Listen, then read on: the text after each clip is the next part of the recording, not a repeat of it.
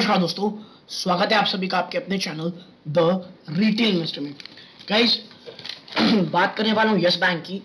और न्यूज़ वाकई में दोस्तों आप कह सकते हैं कि एक प्रकार से चिंताजनक भी है दोस्तों, क्योंकि एसबीआई चेयरमैन ने जो बात कही है वो as a investor, as a Yes Bank investor हमें देखनी चाहिए। और जो लगातार आप कह सकते हैं एक अच्छी खबरें स्टेक में लगातार के लिए खरीदारी की जा रही है यस बैंक के, इस बीच एक बहुत ही शॉकिंग बयान दिया है एसबीआई चेयरमैन ने अपने स्टेक को लेकर के। और एक अच्छी न्यूज ये है कि कह सकते हैं आप कि मूडीज ने एक शानदार काम किया है इस बैंक को लेकर के।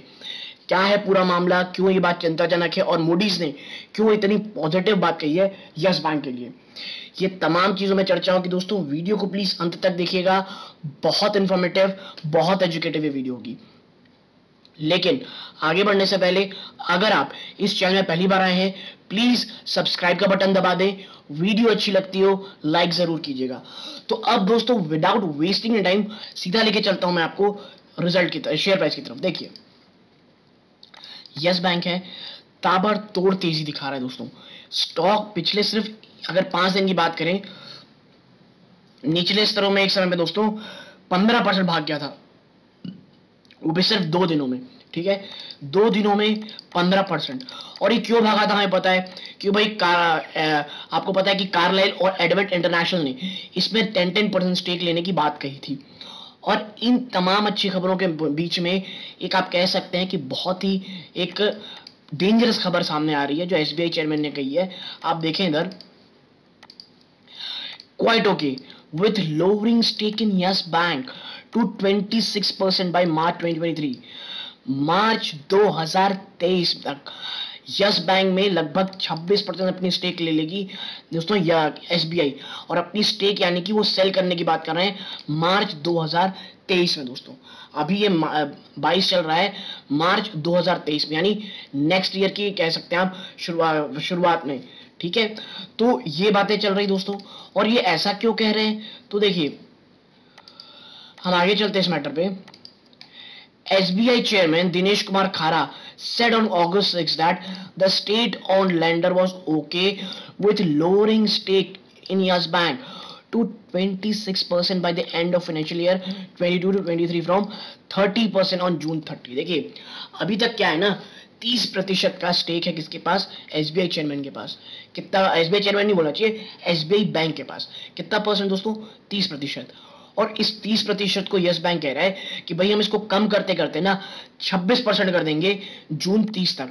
ठीक है, the board however was yet to decide whether SBI would hold a 26% stake in Yes Bank in the next financial year। Khara said in the country's biggest bank come out with its June quarter result। ठीक है, अब देखें, till March 23 we are required to hold 26% stake in Yes Bank। If at all our stake comes within 26% till March 2023, I'm quite okay with that। Beyond that, we have not deliberated any the board level, so I'm unable to comment anything related to our further course of action। देखिए क्या है, 26% तक रखने का इन्हें allowed है और company ये कह रही है कि हाँ हम इसे कर लेंगे 26% तक। और देखिए जैसे ही आप देखेंगे ना, बात सिर्फ यस बैंक की नहीं है दोस्तों, यस बैंक के अलावा भी कुछ स्टेक्स है इस बैंकों में।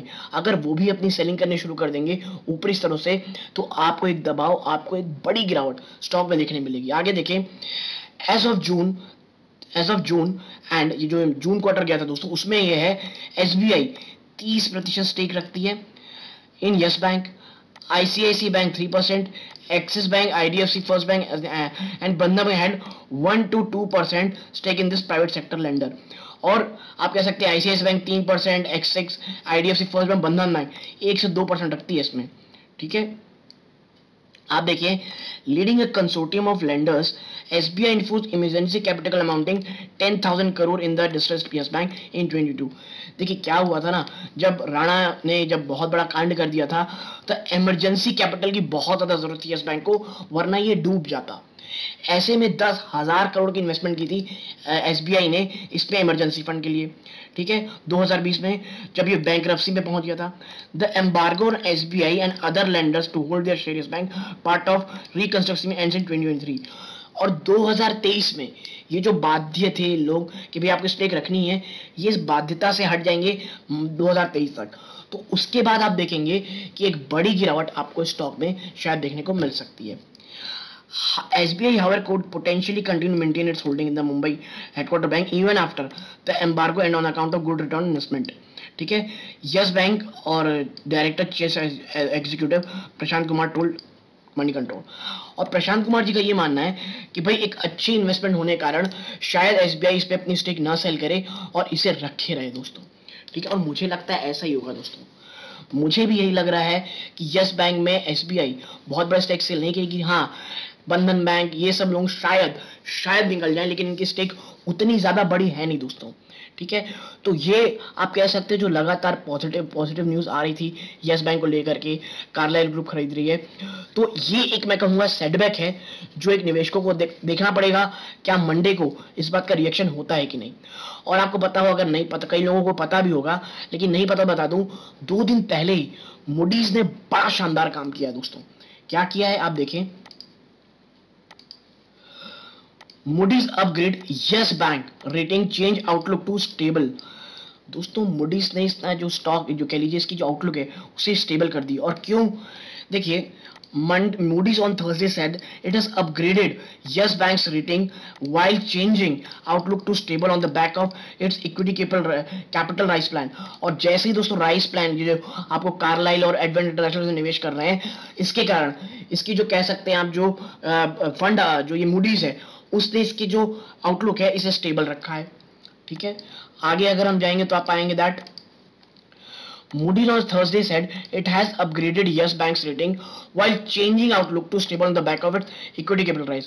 The global rating agency has upgraded the private sector lenders long-term foreign currency issuer rating and long-term foreign and local currency backed deposit rate to BA3 from B2. देखिए ऐसे समय में जब यस बैंक को फंड रेज करने की जरूरत है, आने वाले समय फंड रेज करेगी, तो ये रेटिंग इसकी बहुत ज्यादा मदद करेगी दोस्तों फंड रेज करने के लिए। तो ओवरऑल मुझे लग रहा है ये कोई छोटी मोटी खबर नहीं दोस्तों, ये बहुत ज्यादा पॉजिटिव खबर है। आगे लिखा है it has also changed the outlook on Yes Bank's rating to stable from positive and also adjusted the baseline credit assessment BCA from B1 from B3 से बढ़ा करके B1 कर दिया है। और देखिए जो Moody's इन्वेस्टर सर्विस वाले हैं वो क्या कहते हैं, The upgrade of Yes Bank's BCA and rating reflect the bank's planned equity capital rise, which will support its credit profile and strengthen its resilience against potential asset quality risk arising from headwinds such as higher inflation, tighter global financial condition।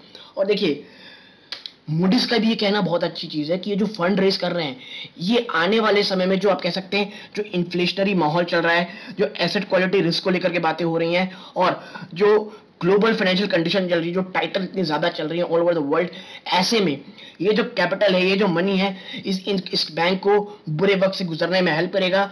इससे इसका जो पूरा overall structure है उसे strengthen करेगा दोस्तों। और मुझे लगता है ये as a investor long term निवेशकों के लिए बहुत ज्यादा अच्छी खबर है दोस्तों। तो आपको मैं बता दूं यस बैंक को लेकर के जो भी मेरी कह लीजिए डिस्क्लोजर के रूप में मेरी या मेरी फैमिली वाले की खुद होल्डिंग हो सकती है बहुत निचले स्तरों में दोस्तों। ठीक है, लेकिन मेरा निवेश बहुत लंबे समय के लिए दोस्तों। ठीक है, कोई शॉर्ट टर्म पीरियड के लिए मैंने इसमें निवेश नहीं किया है। तो यदि आप स्टॉक में निवेशित हैं या निवेश करने की सोच रहे हैं तो मुझे लगता है आपको इन स्तरों पे, क्योंकि यहां से दोस्तों बहुत ज्यादा तेजी में नहीं देखता हूं, लेकिन हाँ कोई बड़ी गिरावट हो तो लॉन्ग टर्म निवेशों को इसमें निवेश करने की सोचनी चाहिए। तो यदि आपको मेरी छोटी सी एनालिसिस पसंद आई हो प्लीज वीडियो को लाइक कीजिए, चैनल पहली बार आए सब्सक्राइब जरूर कीजिएगा। यहां तक जुड़े रहे इस बात का बहुत धन्यवाद। ये इस वीडियो का अंत है। जय हिंद दोस्तों।